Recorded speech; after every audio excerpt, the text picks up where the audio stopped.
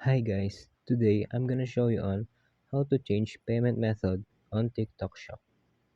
First we go to our TikTok app, Video editors, no. then we go to shop, then in the upper screen we can see orders, free shipping, messages, address, payment, and help.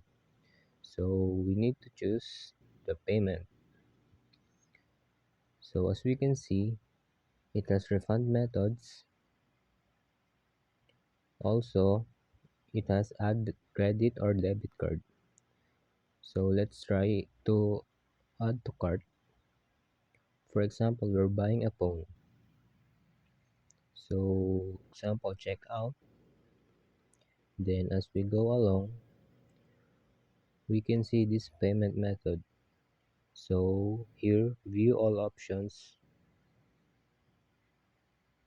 Then we can see credit or debit card, cash on delivery, GCash, Maya, or online banking. So depends on you what to choose payment method. Thanks.